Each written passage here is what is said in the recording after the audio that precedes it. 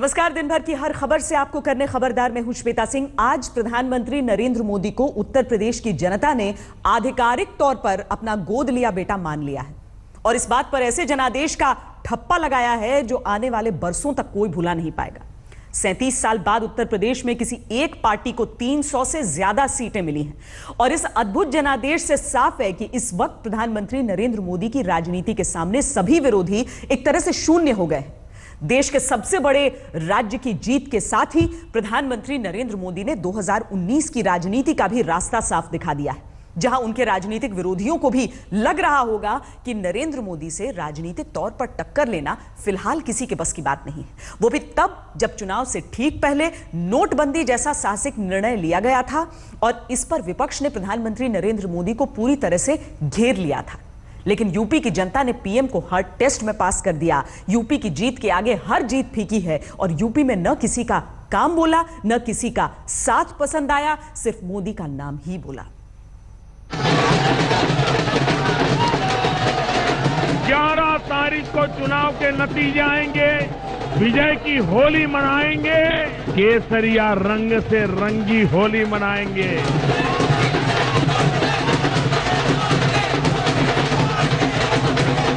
मैं गुजरात में पैदा हुआ, उत्तर प्रदेश ने मुझे गोद ले लिया। उत्तर प्रदेश ने मुझे गोद लिया है और जिन्होंने मुझे गोद लिया है वो उत्तर प्रदेश तो मेरा माई बाप है, मेरा माई बाप। अगर ये कहा जाए कि आज नरेंद्र मोदी को उत्तर प्रदेश की जनता ने आधिकारिक तौर पर गोद ले लिया है तो ये गलत नहीं होगा, क्योंकि किसी एक नेता के नाम पर ऐसा आंधी तूफान उत्तर प्रदेश की राजनीति में शायद पहले कभी नहीं देखा गया। कम से कम 37 साल का तो रिकॉर्ड है जब उत्तर प्रदेश की जनता ने किसी एक पार्टी को 300 सीट वाली सरकार बनाने का जनादेश दिया है। 1980 के चुनाव में कांग्रेस ने 309 सीटें जीती थी, लेकिन तब यूपी में 425 विधानसभा सीटें होती थी। 2017 के चुनाव में अकेले बीजेपी ने 403 सीटों में 312 सीटें जीत ली हैं। यूपी में बीजेपी गठबंधन ने 325 सीटें जीती हैं और दूसरी पार्टियां कुल मिलाकर 80 सीट भी नहीं जीती। मोदी के नाम का जाप कर रहे हैं बीजेपी के कार्यकर्ता और उनका कहना है कि केसरिया होली जिसका उनको इंतजार था वो केसरिया होली यूपी में आ चुकी है। बीजेपी के दफ्तर में जबरदस्त जश्न का माहौल देखा जा सकता है। उत्तर प्रदेश, उत्तराखंड, गोवा, मणिपुर और पंजाब की जनता को भारतीय जनता पार्टी की ओर से हृदय से धन्यवाद देना चाहता हूं और उनका अभिनंदन भी करना चाहता हूं, क्योंकि जो ऐतिहासिक मैंडेट ये पांचों राज्यों की जनता ने दिया है वो देश के राजनीति को एक नई दिशा देने वाला होने वाला है। ये वाकई अद्भुत है, अविश्वसनीय है, अकल्पनीय है, क्योंकि यूपी में मोदी लहर वाले 2014 के ऐतिहासिक जनादेश को न सिर्फ बनाए रखना बल्कि उसके 3 साल बाद भी यूपी में रिकॉर्ड तोड़ सीटों से जीत कर आना साफ है कि नरेंद्र मोदी के नाम के आगे यूपी में कुछ नहीं बोल रहा है। क्योंकि 2014 के लोकसभा चुनाव में बीजेपी गठबंधन को करीब 43% वोट मिले थे। 2017 के विधानसभा चुनाव में बीजेपी गठबंधन को करीब इतने ही वोट मिले हैं। 2014 के लोकसभा चुनाव में बीजेपी गठबंधन 328 सीटों पर आगे थे।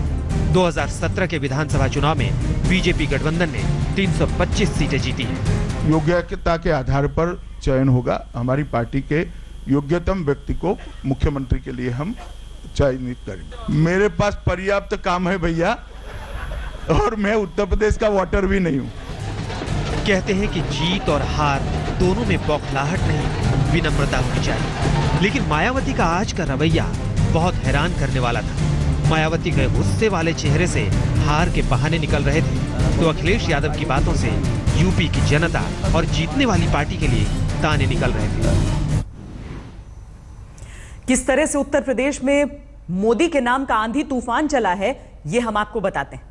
प्रधानमंत्री नरेंद्र मोदी के संसदीय क्षेत्र वाराणसी की सभी 8 विधानसभा सीटें बीजेपी ने जीती हैं। लखनऊ की 9 में से 8 सीटें बीजेपी ने जीती, जिसमें मुलायम की बहू अपर्णा और भतीजे अनुराग भी हारे हैं। नोएडा, गाजियाबाद, मेरठ, मुजफ्फरनगर, बुलंदशहर, सहारनपुर, बिजनौर में सभी सीटें बीजेपी ने जीती। आगरा और झांसी की सभी सीटें, मथुरा की 5 में से 4 सीटें बीजेपी ने जीती हैं। फतेहपुर गोरखपुर की सभी सीटें, कानपुर की 10 में से 8, उन्नाव की 6 में से 5 सीटें बीजेपी ने जीती। गांधी परिवार के गढ़ रायबरेली और अमेठी की 10 में से 6 सीटें बीजेपी ने जीती हैं। इटावा और कन्नौज में मुलायम परिवार के गढ़ में बीजेपी ने 6 में से 4 सीटें जीती।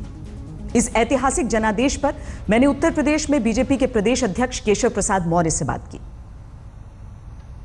हमारे साथ केशव प्रसाद मौर्य जी इस वक्त जुड़ रहे हैं। केशव जी, आपके चेहरे पर जो ये रंग है वो आपके मन की एक एक बात को बयान कर रहा है। ये पूरा उत्तर प्रदेश इस रंग में रंग गया है। उत्तर प्रदेश की जनता ने रंग दिया है। श्वेता जी, बहुत मैं उत्तर प्रदेश की जनता को शीश झुका करके नमन करता हूं। उन्होंने भारतीय जनता पार्टी को अपना आशीर्वाद दिया है।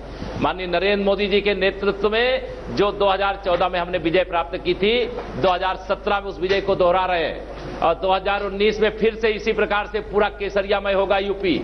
और केंद्र में मेरे माननीय नरेंद्र मोदी जी फिर से भारत के प्रधानमंत्री के रूप में इस देश को दुनिया में नंबर 1 बनाने का काम करेंगे और उत्तर प्रदेश विकास के पथ पर आगे बढ़ेगा। अच्छा, क्या होता है ना कि जब क्रिकेट के लिए 11 की टीम चुननी होती है, कई दफा 11 से अधिक खिलाड़ी बहुत अच्छे होते हैं तो कैप्टन कहता है कि प्रॉब्लम ऑफ प्लेंटी, लेकिन एक मीठा सा सरदर्द है। यूपी में थोड़ा मीठा सरदर्द लग रहा है चीफ मिनिस्टर की कुर्सी को लेकर, लेकिन आप सबसे आगे चल रहे हैं दिख रहा है। नहीं, कोई सरदर्द भारतीय जनता पार्टी के पास नहीं है। 14 राज्य ऐसे हैं जहां भाजपा की सरकारें हैं, केंद्र में हमारी सरकार है, हमारा कुशल नेतृत्व है और हमारा नेतृत्व जो भी निर्णय लेता है पूरी पार्टी उसका पालन करती है। उत्तर प्रदेश के बारे में भी केंद्रीय संसदीय बोर्ड जो भी निर्णय लेगा वो यूपी भारतीय जनता पार्टी उसका पालन करेगी। आपको कहा जाएगा तो आप तैयार रहेंगे, लेकिन भारतीय जनता पार्टी का नेतृत्व जो आदेश देता है उसको करता। मैं तो अध्यक्ष इस नाते अपनी जिम्मेदारी निभा ही रहा हूं। बड़ा सवाल यह है कि उत्तर प्रदेश में अगला मुख्यमंत्री कौन होगा। बीजेपी के अध्यक्ष अमित शाह ने तो आज क्लियर कर दिया कि उनके पास पर्याप्त काम है और वो यूपी के वोटर भी नहीं है। सीएम का सिलेक्शन योग्यता के आधार पर होगा। हम आपको बताते हैं कि आखिर यूपी के सीएम पद की रेस में संभावित नाम कौन कौन से हो सकते हैं। दिनेश शर्मा बीजेपी के राष्ट्रीय उपाध्यक्ष हैं, लखनऊ के मेयर रह चुके हैं। इसके अलावा केशव प्रसाद मौर्य बीजेपी के प्रदेश अध्यक्ष, और कोई अभी नकार नहीं रहा है। जाहिर है एक ऐसा पद उत्तर प्रदेश का मुख्यमंत्री जो इस वक्त एक बहुत बड़ी जिम्मेदारी के तौर पर, और गैर यादव ओबीसी के सांचे में भी फिट बैठते हैं। बीजेपी के प्रदेश अध्यक्ष हैं, अमित शाह के करीबी हैं राजनाथ सिंह, केंद्रीय गृह मंत्री हैं, यूपी के सीएम रह चुके हैं। राजनाथ सिंह क्या वो चेहरा हो सकते हैं जो उत्तर प्रदेश का अगला मुख्यमंत्री होगा। मनोज सिन्हा केंद्र सरकार में मंत्री हैं, पूर्वांचल के इलाके गाजीपुर से। इसके अलावा पूर्वांचल से ही अगला चेहरा हम आपको दिखाते हैं। योगी आदित्यनाथ बीजेपी के फायर ब्रांड नेता, यूपी चुनाव में स्टार प्रचारक रहे।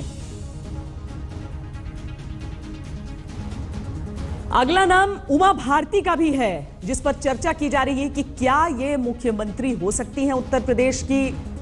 केंद्र सरकार में मंत्री हैं, 2012 का चुनाव बीजेपी ने इन्हीं के नाम पर लड़ा था। ये मध्य प्रदेश की मुख्यमंत्री रह चुकी हैं। अनुप्रिया पटेल केंद्र सरकार में मंत्री हैं, अपना दल पार्टी से हैं, ओबीसी चेहरा है। क्या बीजेपी नहीं बल्कि अपनी सहयोगी पार्टी से मुख्यमंत्री का चेहरा चुन सकती है। उत्तर प्रदेश के नतीजों के बाद फायर ब्रांड नेता योगी आदित्यनाथ से भी मैंने बातचीत की। हमारे साथ योगी आदित्यनाथ भी जुड़ रहे हैं। आज की तारीख में हर चेहरा जो है, केशव प्रसाद मौर्य को तो पहचानना मुश्किल हो रहा है, चेहरा ही केसरिया हो गया है, ऊपर से लेकर नीचे तक रंग गए हैं। अब तो लग रहा है कि जश्न आप लोग का हफ्ते भर चले गए, उससे आगे चलेंगे आप लोग। उत्तर प्रदेश को 14 वर्षों के बाद सपा बसपा के कुशासन से मुक्ति मिली है और भारतीय जनता पार्टी 26 वर्ष के बाद पूर्ण बहुमत की सरकार प्रदेश में बना रही है। ऐतिहासिक विजय है और मुझे लगता है कि कार्यकर्ताओं को होली और दिवाली एक साथ मनाने का पूरा अधिकार है। किस आधार पर मिली है? क्योंकि जनता आज के दौर में इतनी जागरूक है कि विकास जिसे एक शब्द समझा जाता था, एक नारा, वो वाकई अब हकीकत है। लोग उन मुद्दों पर वोट देते हैं, इसीलिए जो पिछड़े इलाके हैं वहां पर एक उम्मीद का वोट भी हम बीजेपी के नाम पर डलता देख रहे हैं। देखिए, हमने केंद्र सरकार की उपलब्धियों को मुद्दा बनाया था, प्रदेश के कुशासन को, प्रदेश की अराजकता को मुद्दा बनाया था, और हम लोगों ने प्रदेश में विकास और राष्ट्रवाद इन दो मुद्दों को लेकर के जनता के बीच में गए थे। जनता ने हाथों हाथ लिया। मोदी जी का नेतृत्व था, उनकी कई जगह रैलियां हुई प्रदेश में। माननीय राष्ट्रीय अध्यक्ष से अमित शाह जी ने जो रणनीति तैयार की थी, उसके अनुसार जब कैंपेन में सभी लोग भाग लिए, उसका परिणाम सामने है सबके। और हम लोग पहले से कहते थे कि 300 प्लस भारतीय जनता पार्टी करेगी, वो परिणाम हम सबके सामने है। इन चुनावों में अखिलेश यादव ने स्लोगन दिया था, काम बोलता है, पर यह बुरी तरह से फ्लॉप रहा। समाजवादी पार्टी वोट के मामले में बीएसपी से भी पीछे रही है। गठबंधन का स्लोगन यूपी को यह 7 पसंद है भी बुरी तरह फेल हुआ। अखिलेश को चेहरा बनाकर लड़ी समाजवादी पार्टी 50 सीट भी नहीं जीत पाई। समाजवादी पार्टी के गठन के बाद से अब तक उसे इतनी कम सीटें कभी नहीं मिली। इटावा, कन्नौज, मैनपुरी में मुलायम परिवार के गढ़ में 10 में से 5 सीटें बीजेपी ने जीती। मुलायम की बहू अपर्णा यादव, भतीजे अनुराग यादव लखनऊ में चुनाव हार गए। बीएसपी को 22% वोट और सिर्फ 19 सीटें मिली हैं। मायावती का दलित मुस्लिम फॉर्मूला बुरी तरह से फ्लॉप रहा है। मायावती ने सबसे ज्यादा 97 मुस्लिम कैंडिडेट उतारे थे। मायावती ने पूर्वांचल में बाहुबली मुख्तार अंसारी का साथ भी लिया था, लेकिन मायावती के लिए अब बड़ा सियासी संकट आ गया है। कांग्रेस अब उत्तर प्रदेश में 5वें नंबर की पार्टी हो चुकी है। कांग्रेस को 7 सीटें मिली हैं, जो बीजेपी के सहयोगी अपना दल की 9 सीटों से भी कम है। यहां तक कि अमेठी और रायबरेली में भी कांग्रेस 10 में से 6 सीटें हार गई। जिस तरीके से 14 के चुनाव थे, वहां पर मोदी लहर की बात होती है। इस बार कोई लहर कम से कम प्रत्यक्ष रूप से दिख नहीं रही थी। अगर उस लहर की गैर मौजूदगी में 300 का आंकड़ा पार हुआ है, तो ये एक व्यक्ति का योगदान है या किसी नारे का ऐसा योगदान है या किसी काम का योगदान है जो आपको लग रहा है ऐसी जीत हुई है? मुझे लगता है साल 2014 में ही उत्तर प्रदेश की जनता ने संकेत दे दिया था कि विधानसभा में जीत किसकी होने वाली है। अब जनता जनार्दन भले ही न्यूज़ चैनल्स पे बाइट्स ना देती हो और घोषित करती हो कि किस पार्टी का मैंडेट पूर्ण रूप से उत्तर प्रदेश में आएगा, लेकिन जनता जनार्दन ने निश्चित रूप से पोलिंग बूथ पर जाकर अपने वोट के माध्यम से कम निर्धारित एक निर्णय दे दिया है। और समूचे उत्तर प्रदेश का हर इलाका कमोवेश एक आवाज में बोलता हुआ नजर आ रहा है। अमेठी से आप लोकसभा में चुनाव नहीं जीत पाई थी, लेकिन बार बार वहां पर जाती रही। आपको लग रहा है कि असर इसका इस तरह की चीजों का लोगों पर पड़ा है? देखिए, अमेठी में साल 2014 में प्रधानमंत्री जी की अंतिम लोकसभा का भाषण हुआ था, कैंपेन का। उस वक्त आपने जोर शोर से देखा होगा, इनफैक्ट अरुण पुरी जी तो उस वक्त अमेठी में ही थे। जनता कह रही थी अब की बार मोदी सरकार। तो शायद ये घोषणा सिर्फ लोकसभा के चुनाव की नहीं थी, विधानसभा के चुनाव की भी थी। और कहीं ना कहीं इस बात का शायद कांग्रेस को एहसास नहीं हुआ कि आक्रोश इतना तेज है जनता का कांग्रेस के खिलाफ कि वो अपने ही बेस्टियन में, अपने गढ़ में हार जाएंगे।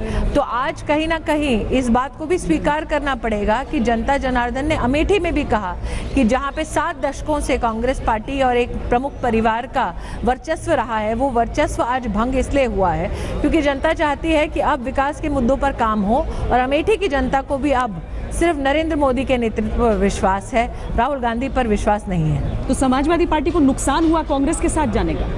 देखिए, साइकिल पर तो ब्रेक हमेशा हाथी लगाता है। तो मुझे लगता है, लेकिन इतना कहना है कि सिर्फ कांग्रेस की वजह से नुकसान हुआ, ये भी थोड़ा गलत होगा। मुझे लगता है कहीं ना कहीं हमको ये भी समझना होगा कि पिछला चुनाव जो समाजवादी पार्टी जीती वो अखिलेश के नेतृत्व में नहीं जीती थी। अखिलेश को तो ताजपोशी की गई बाकायदा नेताजी के माध्यम से, और कहीं ना कहीं ये चुनाव लड़ा गया अखिलेश के नेतृत्व में। और अखिलेश ने भी इस चुनाव में जिस प्रकार से रणनीति की कि जो भ्रष्ट है वो सिर्फ शिवपाल यादव है, मैं बिल्कुल दूध का धुला हूँ, उसको भी जनता ने स्वीकारा नहीं। अखिलेश जी का स्वयं अपने पास ही गृह मंत्रालय था और कानून व्यवस्था का बिगड़ता हुआ हाल उत्तर प्रदेश में जनता को ये बतला रहा था कि अखिलेश जी जिस डिपार्टमेंट के खुद कर्ता धर्ता हैं वही विफल हो रही है, तो इस व्यक्ति से हम अच्छे शासन की अपेक्षा कैसे कर सकते हैं। लेकिन श्वेता जी, सही मायने में हार का सेहरा क्या आप सिर्फ अखिलेश और राहुल के सर पर ही बांधेंगी? क्योंकि कहीं ना कहीं तो कांग्रेस के दिल्ली के नेतृत्व ने ये भी घोषणा की कि रणनीति में प्रियंका जी का भी हाथ है। तो इसका मतलब चाहे सुपुत्री हो या सुपुत्र हो, दोनों ही उत्तर प्रदेश की जनता को सही रूप से भाप नहीं पाए। उत्तर प्रदेश की जनता ने दरअसल राजनीतिक विश्लेषण को क्लीन बोल्ड कर दिया, जो ये कह रहे थे कि यूपी में किसी की लहर नहीं दिख रही है। लेकिन जिस तरह का जनादेश आया है उससे साफ है कि यूपी की जनता ने पहले से ही परिवर्तन का मन बना लिया था, और ये परिवर्तन मायावती और मुलायम सिंह यादव के परिवार के बीच सत्ता का आपसी ट्रांसफर नहीं, बल्कि इस बार नरेंद्र मोदी के नाम पर देने का जनादेश दिया गया। हमने केंद्रीय मंत्री और 2012 के चुनाव में बीजेपी की सीएम कैंडिडेट रही झांसी से सांसद उमा भारती से भी बात की। उमा भारती जी, आपको बधाई हो, इतनी अप्रत्याशित जीत का भरोसा था आपको? आप कोई कह देगा कि आप ऐसे कह रही हैं, आप यकीन मानो जिस प्रकार से राहुल और अखिलेश के प्रति लोगों का जो एटीट्यूड था ना, इतना हल्कापन था उनका लोगों के प्रति कि उसके कारण लोग उसको गंभीरता से ले ही नहीं रहे थे। क्योंकि अखिलेश भूल गए कि मुलायम सिंह को तो फिर भी लोग थोड़ा सीरियसली लेते थे, क्योंकि उन्होंने एक स्ट्रगल की लाइफ जी।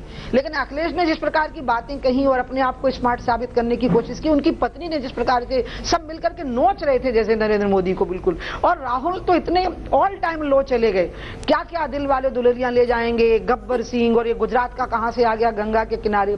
इनके हल्केपन का भी ये बहुत बड़ा कारण बना कि हवा में उड़ गए। तो मुझे देखने को लग रहा था कि ये इनको पता ही नहीं कि इनके नीचे की जमीन चली गई। मैं क्योंकि पब्लिक मीटिंग में जा रही थी और मैं कार्यकर्ताओं से गप्पे बहुत लगाती हूँ, तो उसके कारण मुझे लग रहा था, जो आप देख रहे हो, जो रिजल्ट आ रहे हैं, ये रिजल्ट मुझे लग भी रहे थे, आज तक वो भी लग रहे थे। अच्छा, आप भी कैसे सर्वे करते हो? आप भी आम आदमी को जाके ही मिलते हो ना, आपने कितना अच्छा सर्वे किया था, आपका सर्वे लगभग सही निकला, जो आपने कहा था वही सही निकला। तो मैं भी उसी तरह से आम आदमी के संपर्क में रहती हूँ। देख उमा जी, सबसे बड़ा मुद्दा आपको क्या लग रहा है? कौन सी ऐसी चीज थी जिसने बीजेपी की ये जीत सुनिश्चित करवाई है? मोदी जी एक झाड़ू पोंछा लगाने वाली गरीब महिला की कोख से उत्पन्न हुए। 4 बेच करके उनका बचपन निकला, बड़ी कठिनाइयों से उन्होंने पढ़ाई की, बड़ी कठिनाइयों की उनकी राजनीति थी, और उन्होंने लोगों के उस भरोसे को कायम रखा कि जिस पृष्ठभूमि से निकल के वो प्रधानमंत्री की कुर्सी पर निकले हैं, उसी पृष्ठभूमि में भारत के 70% लोग अभी जी रहे हैं, वो उनको निकाल लेंगे उससे बाहर। उनने अपनी सरकार की सारी योजनाओं को भी ऐसा रूप दिया कि वो लोगों को उन तकलीफों से निकाल लेंगे। ये जो भरोसा है मोदी और जनता के बीच, ये उसकी विजय है।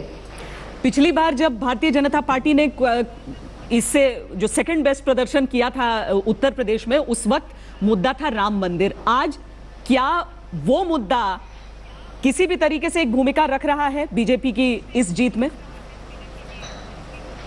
भूमिका इस चुनाव में राम मंदिर की इसलिए नहीं हो पाई क्योंकि जो 3 जजेस की जो बेंच थी वो बहुत पहले फैसला सुना चुकी थी कि जहां रामलला बैठे हैं वो जगह रामलला की है। तो पूरा आंदोलन हमारा उसी के लिए था कि वो जगह जहां रामलला बैठे थे वो रामलला की है, और लोग हमारा मजाक बनाते थे, हमारा अपमान करते थे, हमारी बेइज्जती करते थे, हमें नीचा दिखाती थी। इसी लड़ाई के लिए हम कहते थे कि ये राम जन्मभूमि है। इसी के लिए हमारे 3 लाख लोग मरे हैं 400 सालों में, और मैं खुद अयोध्या में गोली खा के मर जाने के लिए तैयार थी। लेकिन जैसे ही वो 2011 को फैसला आया, उसके बाद से हमारे आंदोलन पे एक मुहर लग गई। अब रह गई है बात जमीन के विवाद के निपटारे की। अब तो बात यह है कि जमीन किसकी है, और ये निपटारा कोर्ट में भी हो सकता है, कोर्ट के बाहर भी हो सकता है। इसलिए लोगों को पता है कि ये निपटारा तो होना ही है, या तो कोर्ट के अंदर हो जाएगा या कोर्ट के बाहर हो जाएगा। तो आने वाले 5 सालों में कोई पुख्ता काम हम समझ सकते हैं? आने वाले 5 साल निर्णायक होने वाले हैं अभी जी। भारतीय जनता पार्टी ने अपनी पूरी की पूरी ताकत झोंक दी थी उत्तर प्रदेश चुनावों में। प्रधानमंत्री नरेंद्र मोदी ने तो एक के बाद एक रैलियां की ही थी, तमाम मंत्री भी यूपी के अलग अलग इलाकों में रहा करते थे। मनोज तिवारी यूं तो दिल्ली में प्रदेश अध्यक्ष हैं बीजेपी के, लेकिन पूर्वांचल के इलाके में दिन रात एक उन्होंने भी किया। आज जीत के बाद क्या उन्होंने कहा है, किस तरीके से वो जश्न मनाया है, वो देखिए। ये विकास का केसरिया है, ये रंगों का केसरिया है, ये सबका साथ सबका विकास।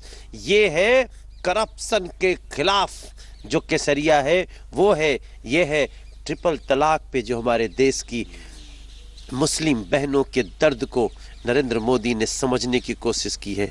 ये उसका भाव है। इसको सिर्फ केसरिये में मत बांधिएगा, ये हिंदुस्तान के खुशियों की जीत है। चलिए, तो साफ तौर पे मनोज तिवारी का कहना है कि ये खुशियों की जीत है हिंदुस्तान के लिए। दरअसल लगभग एक महीने के बाद मनोज तिवारी अपना इम्तिहान देंगे जब दिल्ली में एमसीडी चुनाव चल रहे होंगे। उत्तर प्रदेश में चली केसरिया आंधी में समाजवादी पार्टी, कांग्रेस और बीएसपी साफ हो गए और बीजेपी के महारथियों का डंका बजा। हालांकि गनीमत यह रही कि समाजवादी पार्टी के पुराने नेताओं की साख बच गई।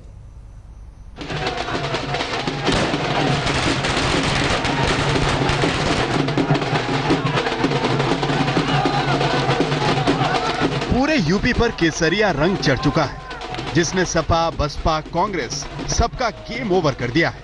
नतीजे सबके सामने हैं।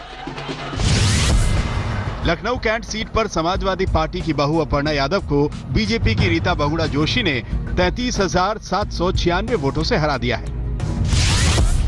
पहली बार चुनाव लड़े बीजेपी के राष्ट्रीय सचिव और प्रवक्ता श्रीकांत शर्मा मथुरा सीट पर 1 लाख से ज्यादा वोटों से जीते हैं।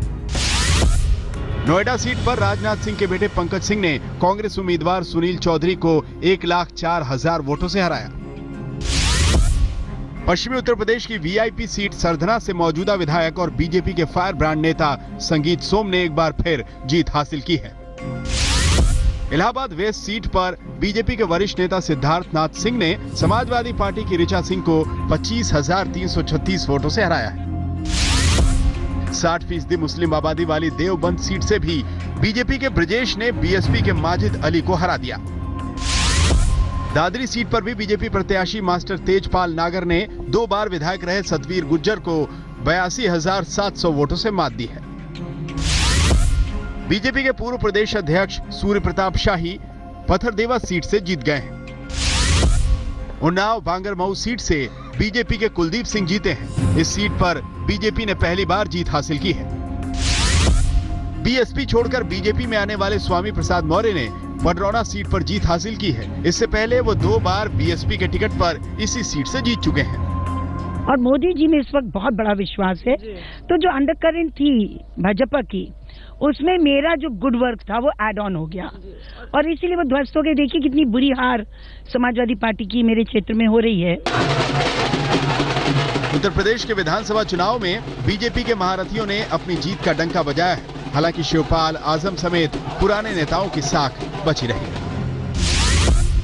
जसवंत नगर सीट से शिवपाल यादव ने बीजेपी के मनीष यादव को 52,000 से ज्यादा वोटों से शिकस्त दी है। रामपुर से आजम खान ने भी बीजेपी के शिव बहादुर सक्सेना को करीब 47,000 वोटों से हराया। कैराना सीट पर बीजेपी सांसद हुकुम सिंह की बेटी मृगांका सिंह को सपा के नाहिद हसन ने हरा दिया। व्यक्तिगत तौर पर तो आपकी बहुत भारी जीत हुई है, लेकिन पार्टी की इतनी भारी जीत आप किसको जिम्मे? चाचा बहुत दूर थे भतीजे से, इस वजह से क्या हुआ? समीक्षा करेंगे, अब समीक्षा हो जाएगी, जनता भी कर लेगी, हम लोग सभी पार्टी के लोग बहुत जल्दी समीक्षा करेंगे। यूपी चुनाव में मोदी लहर के बीच बाहुबलियों ने जीत का डंका बजाया है। जेल में रहते हुए और बिना प्रचार किए बाहुबली मुख्तार अंसारी बीएसपी के टिकट पर मऊ से चुनाव जीत गए हैं। कुंडा से निर्दलीय चुनाव लड़े रघुराज प्रताप सिंह उर्फ राजा भैया ने बीजेपी के जानकी शरण को 1,03,000 से ज्यादा वोटों से हराया है। यूपी के नतीजों ने मोदी मैजिक को नई जान दी है और बीजेपी के विरोधियों को बेजान सा कर दिया। उत्तर प्रदेश के चुनाव से 2 महीने पहले प्रधानमंत्री नरेंद्र मोदी ने नोटबंदी का एक साहसिक निर्णय लिया था। 2 महीने तक लोगों को काफी दिक्कत भी हुई। विपक्ष ने भी एक पूरे सत्र में संसद नहीं चलने दी और प्रधानमंत्री नरेंद्र मोदी को घेर लिया था। प्रधानमंत्री संसद के अंदर और बाहर गुस्से में भी दिखे थे। विपक्ष को लगता था कि नोटबंदी पर वो जनता के बीच मोदी के राजनीतिक नंबर काट लेगी, लेकिन ऐसा हुआ नहीं। और यूपी के चुनाव ही नहीं, नोटबंदी के बारे में कई चुनाव नतीजे भी इसी पक्ष में रहे कि नोटबंदी का नरेंद्र मोदी को राजनीतिक नुकसान नहीं बल्कि फायदा हुआ है। हमने यूपी के चुनाव नतीजों पर वित्त मंत्री अरुण जेटली से बात की। हमारे साथ हैं बीजेपी के वरिष्ठ नेता और केंद्र में मंत्री अरुण जेटली जी। अरुण जी, इतनी बड़ी जीत के दावे तो कर रहे इसी पार्टी, लेकिन क्या वाकई में अंदर से उम्मीद थी कि उत्तर प्रदेश में इतनी सीटें आ जाएंगी? देखिए, ये चुनाव के आकलन करना ये सेफोलॉजिस्ट या मीडिया का काम है। हम लोग चुनाव लड़ते हैं अधिक से अधिक सीट जीतने के लिए, और इस उत्तर प्रदेश के चुनाव में जितने भी राजनीतिक तर्क हो सकते थे वो इसी दिशा में थे कि एक बड़ी जीत होगी, सामान्य जीत नहीं। प्रधानमंत्री जी का अभियान में इतने बड़े तरीके से हिस्सा लेना, उस अभियान में उनकी लीडरशिप की बहुत बड़ी स्वीकृति थी। जो भीड़ आती थी उसमें अपने किस्म का करंट था। सरकार की 3 साल की परफॉर्मेंस, एक साफ सुथरी सरकार, एक निर्णय लेने वाली सरकार, और सरकार की नीतियां कि देश भी प्रगति करे और उस प्रगति का लाभ सबसे अधिक गरीब को हो। एक एक नीति, गरीब आदमी को बैंक से जोड़ो, गरीब आदमी को मुद्रा का लोन दो, गरीब आदमी को के लिए आप गांव में बिजली दो, गांव में पक्की सड़क दो, शौचालय दो, गरीबों को मुफ्त में गैस का कनेक्शन मिले, और जो लोग टैक्स नहीं देते उनसे टैक्स लेकर गरीब के हित में प्रयोग करो। तो मैं मानता हूं जो बीजेपी की परंपरागत दृष्टि से समर्थन का बेस था, उसमें गरीब का वोट बड़े पैमाने में जुटा और वो कास्ट और कम्युनिटी को डिफाई करके जुटा। विपक्ष इसको पढ़ नहीं पाया। उन्होंने एक प्रचार कर लिया कि लोग डिमोनेटाइजेशन के खिलाफ हैं, अनुमान लगा लिया और अपने प्रचार के खुद ही खरीदार बन गए। They kept buying their own propaganda. स्थिति यह थी कि गरीब बीजेपी के पास आया हुआ था, प्रधानमंत्री के नेतृत्व में विश्वास करता था, और इसलिए सामाजिक दृष्टि से जो सामाजिक गठबंधन था बीजेपी के समर्थन में, वो बहुत बड़ा था। जिसको कभी एक रेनबो कोएलिशन कहते थे, एक प्रकार से एक रेनबो कोएलिशन था जो एग्जिस्ट करता था। तो नेता, नीति, सामाजिक समर्थन, ये तीनों अगर पक्ष में हो तो स्वाभाविक है कि जीत बड़ी होगी। अरुण जी, इस जीत के बाद आपके जो विरोधी हैं, चाहे वो चिदम्बरम हो, उमर अब्दुल्ला हो, खुद समाजवादी पार्टी हो, सब ये मान रहे हैं कि अब नरेंद्र मोदी जैसा जो लीडर है वो देश में नहीं है और 2019 के चुनाव के बाद की ही अब तो बात की जाए। मुझे लगता है कि स्वाभाविक है कि राजनीति में बीजेपी को बहुत बड़ा लाभ हुआ है, लेकिन इस जीत की वजह से हम इस गलतफहमी में आने वाले नहीं है कि आगे और कुछ करने की जरूरत नहीं है, क्योंकि देश के लिए बहुत कुछ करना है और कोई दिन ऐसा नहीं जाएगा जिस दिन देश और गरीब के हित में सरकार काम नहीं करेगी।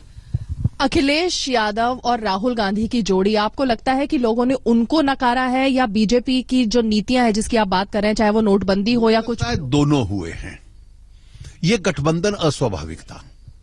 इस गठबंधन को जो 2 वोट मिल रहे थे, 2 समाजों का वोट था उनके पास, कोई परफॉर्मेंस का वोट नहीं था। पहले तो मैं बताऊं कि अखिलेश की गलती क्या थी कि उन्होंने एक नारा दे दिया, काम बोलता है, फिर उस नारे के खरीदार खुद ही बन गए। तो उनके लगने लग पड़ा कि पूरा समाज इस पे विश्वास कर रहा है। आप लखनऊ से 10 किलोमीटर बाहर जाकर देखिए और उत्तर प्रदेश की हालत देखिए, जो स्थिति थी वो बहुत खराब है। और उस स्थिति के बावजूद भी आप जैसे गरीब आदमी का मजाक उड़ा रहे हैं। जो लॉ एंड ऑर्डर इतना खराब रहा 4 साल और 10 महीने के लिए, वो 2 महीने में आप बदल देंगे। मुझे लगता है कि ये भूल थोड़ी हमसे हुई थी 2004 में, इंडिया शाइनिंग। तो ये काम बोलता है, ये उसका दूसरा उदाहरण था जिससे उन्होंने सीखा नहीं, हम सीख गए। और एक बहुत बड़ी भूल थी कि ये 105 सीट कांग्रेस को किस लिए दी। उससे एकदम विश्वास हो गया कि इस पार्टी में तो कॉन्फिडेंस ही नहीं है, विश्वास ही नहीं है चुनाव लड़ने का, कि जो पार्टी अपनी ताकत पर 10 सीट नहीं जीत सकती या लड़ सकती उत्तर प्रदेश में, आप उसको 105 सीट दे रहे हैं। और परिणाम देखिए, हमारे एक साथी हैं, अपना दल अनुप्रिया पटेल की पार्टी, उसकी संख्या उत्तर प्रदेश की विधानसभा में कांग्रेस पार्टी से ज्यादा रहने वाली है। ये परिस्थिति है और आप उसको 105 सीट दे रहे हैं। और कांग्रेस कुछ इस गठबंधन में कौन से समाज का, कौन से वर्ग का वोट जोड़ पाई है? 20 साल से घिस चुकी है यूपी में। तो मुझे लगता है कि यह गठबंधन अस्वाभाविक था, इससे कोई लाभ नहीं होने वाला था। एक अंतिम सवाल है कि आपको लगता है कि जो बीजेपी की अब ये रणनीति है कि चेहरा ना देने की और एक ही चेहरे को सामने रख करके आगे बढ़ने की, उसका फायदा ही अब बीजेपी को मिल? ये हर प्रांत की अपनी राजनीति पर निर्भर करता है और जहां हमारे पास एक स्वाभाविक चेहरा होगा हम कर देंगे, जहां हमें लगेगा कि चेहरा न देने में लाभ है वहां नहीं देंगे। और अब बीजेपी से उम्मीदें काफी ज्यादा है, क्या खरी उतर पाएगी? क्योंकि बहुत सारे ऐसी वादे हैं जो घोषणा पत्र में आप लोगों से निश्चित रूप से हम उतरेंगे और पूरा प्रयास करेंगे। मणिपुर और गोवा में जो रहा है अरुण जी, क्या उसको लेकर अब समीक्षा की जरूरत आपको लगती है? क्योंकि वहां पर मुझे लगता है मणिपुर के लिए तो बड़ी खुशी का हमारे लिए अवसर है। हम 0 पे थे, कांग्रेस के पास लगभग सभी सीटें थी और आज ऐसी स्थिति आ गई कि कल कुछ निर्दलियों के साथ, अन्य दलों के साथ हम सरकार बनाने की स्थिति में हैं। तो इसलिए नॉर्थ ईस्ट में हमारे पांव की छाप बढ़ रही है, इसमें चिंता का विषय क्या है? गोवा देखिए, गोवा में हमारी अपेक्षा से 4-5 सीट कम है, लेकिन गोवा की असेंबली एक प्रकार से हंग असेंबली है। अब देखते हैं क्या स्थिति अगले 1-2 दिन में बनती है। जाते जाते अरुण जी ये जानना चाहेंगे कि क्या मैन ऑफ द मैच जिनको कहा गया था 2014 के चुनाव में, उन्हें अब मैन ऑफ द सीरीज कहा जा सकता है अमित शाह को? देखिए, एक अच्छे, बहुत ही कुशल संगठनकर्ता है और कैंपेन चलाना और जुझारू रूप से चलाना, उसका एक बहुत बेहतरीन नमूना उन्होंने दिया है। शुक्रिया। तो अरुण जेटली जी जो कि खास बातचीत कर रहे थे आज तक के साथ। कैमरा पर्सन अनिल जायसवाल के साथ रीमा पाराशर, दिल्ली, आज तक। और इस वक्त रविशंकर प्रसाद जी हमारे साथ जुड़ रहे हैं। रविशंकर जी, सुबह से बधाइयां बहुत मिली होंगी, तो एक और बधाई आपको दे दें इस भयंकर जीत के लिए जो आप लोगों ने उत्तर प्रदेश में हासिल की है, साथ ही उत्तराखंड भी है। लेकिन 2 बातें कही जा रही थी इन चुनावों को लेकर। अव्वल ये कि ये नोटबंदी पर रेफरेंडम हो सकता है, दूसरा ये कि ये 2019 के चुनावों का सेमीफाइनल हो सकता है। आपको लगता है उन दोनों सवालों का, उन दोनों बिंदुओं का अच्छा जवाब दिया है?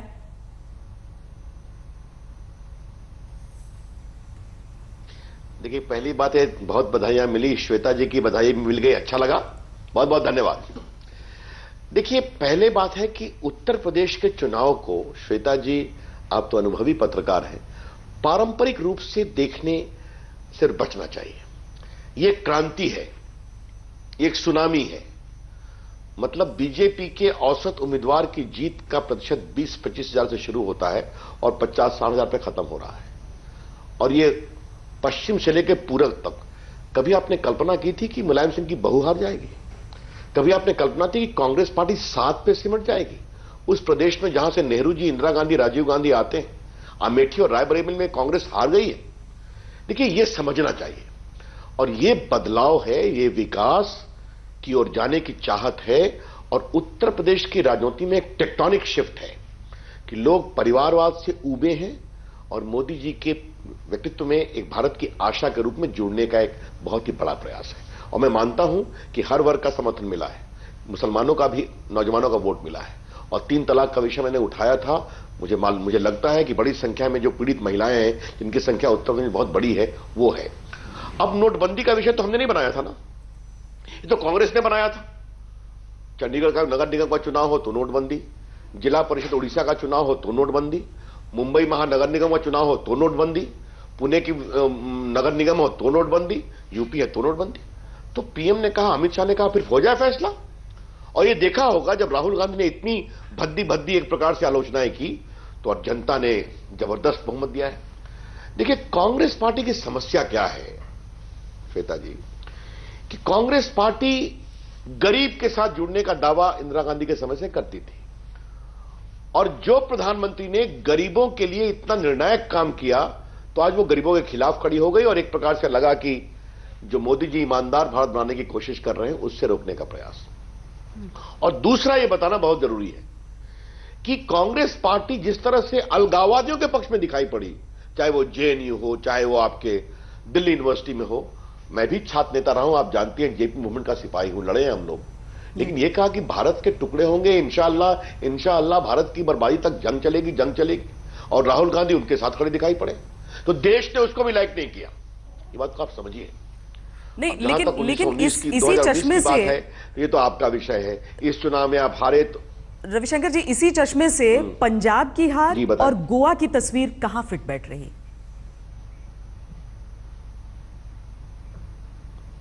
गोवा पहले जवाब दे दूं।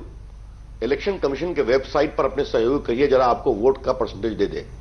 बीजेपी को वोट मिला है 32.5%, कांग्रेस को वोट मिला है 28.3%। तो 10 लाख की आबादी वाले गोवा में, जहां 8.5-9 लाख लोगों ने वोट दिया होगा, बीजेपी का वोट प्रतिशत कांग्रेस से 4 से अधिक परसेंट ज्यादा है। हां, जो वहां छोटी छोटी कंस्टिट्यूंसी में 300, 400, 500 से फैसला होता है, तो हमसे वो 2, 3, 4 से ज्यादा है। ये सच्चाई है। तो उसको अभी आप अलग से डील करिए। पंजाब पर आपकी बात मैं स्वीकार करता हूं। 10 साल से हम पावर में थे, शायद हम जनता के प्रति अपनी छवि को देखिए। पंजाब में काम अच्छा हुआ है, ये मैं जानता हूं। मैं आईटी मिनिस्टर के रूप में कई काम मैंने कराया, देखा है सरकार ने कितना सहयोग दिया है। लेकिन जो ओवरऑल एक छवि बनती है, वो छवि ठीक नहीं गई।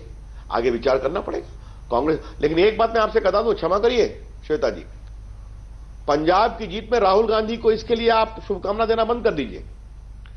जिस कांग्रेस पार्टी में स्थानीय नेताओं की नहीं चलती है, शायद वहां चल गई, इसलिए रिजल्ट आया है। लेकिन साथ में मैं मणिपुर को नहीं छोड़ना चाहूंगी। मणिपुर के लिए जरूर ज्यादा बधाई देना चाहूंगी, क्योंकि प्रधानमंत्री कहते थे कि पूर्वोत्तर के राज्यों की तरफ देखना है, और जिस तरीके से आप लोगों ने वहां पर अपने इनरोड्स बनाने शुरू किए हैं, मुझे लगता है मणिपुर की सारी सीटें उसकी गवाही देती हैं।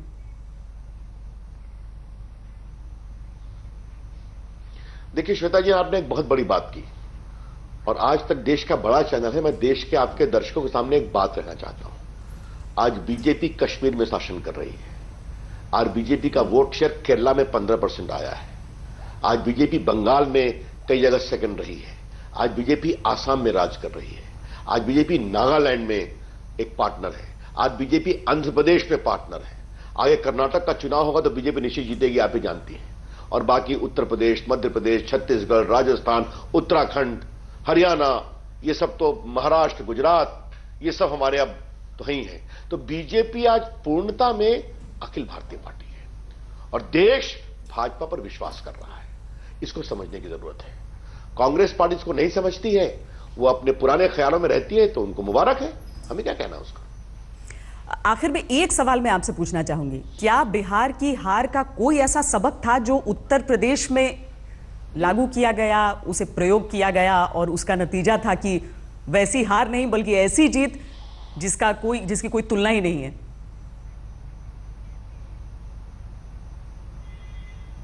देखिए, मैं एक बात कहना चाहूंगा, बिहार तो हम हार गए। हालांकि हमें लगभग 1 करोड़ वोट मिला था, और लालू नीतीश जी को 1 करोड़ 25 लाख वोट मिला। और नीतीश जी भी किस वेदना में, आप भी जानती हैं कि राबड़ी देवी कहते हैं गद्दी खाली करो मेरे बेटे के लिए, तेजस्वी के लिए, और लालू जी कह रहे नीतीश जी हम दोनों बूढ़े हो गए, अब संन्यास की ओर चले। तो नीतीश जी किस पीड़ा और वेदना में है, और मेरे बिहार का विकास का क्या हाल है, वो चर्चा कभी और करेंगे, जो शायद आपका भी प्रदेश है। लेकिन श्वेता, एक बात मुझे लगती है कि जो हमारे केंद्रीय योजनाएं हैं, बेटी बचाओ बेटी पढ़ाओ, सुकन्या समृद्धि योजना, उज्ज्वला योजना जो गैस हमने सबको दिया, या मैं आईटी का मंत्री हूं, जो डिजिटल इंडिया के अंतर्गत जो हमारे 2.5 लाख कॉमन सर्विस सेंटर हैं, डिजिटल सेवा देते हैं, उत्तर प्रदेश में 54,000 है। हमने उसका कार्यक्रम किया था काशी में, 7-8 हजार लोग बच्चे आए थे, मुस्लिम महिलाएं आई थी, दलित महिलाएं आई थी, मेरठ में 7-8 हजार लोग आए थे। तो उनकी नजरों में आशा दिखाई पड़ रही थी। तो शायद बिहार के चुनाव को 1-1.25 साल हो गया, हम केंद्र सरकार की योजनाओं को ईमानदारी से नीचे उतार पाए, ये समझिए।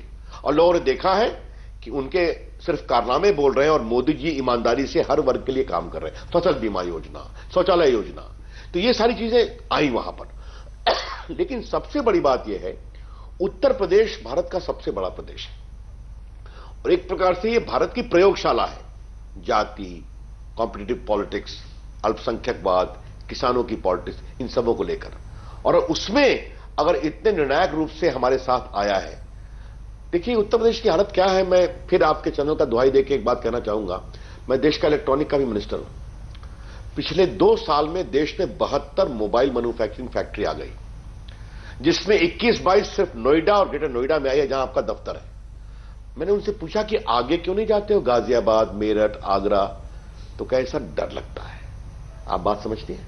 पिछले 5 साल में यूपी में एक भी बड़ी फैक्ट्री आई क्या, एक बड़ा पूंजी निवेश हुआ क्या? ये विषय हम उठाते थे और जनता उसको अप्रिशिएट करती थी। तो ये मैं आपसे कहना चाहता हूं। बहुत बहुत धन्यवाद रविशंकर प्रसाद जी हमसे बातचीत करने के लिए। दरअसल यही वो उम्मीद है जिसमें यूपी के लोगों ने इतनी बड़ी तादाद में आगे बढ़कर वोट डाला है। खबरदार में आज के लिए इतना ही। देश और दुनिया की बाकी खबरों के लिए आप देखते रहिए आज तक।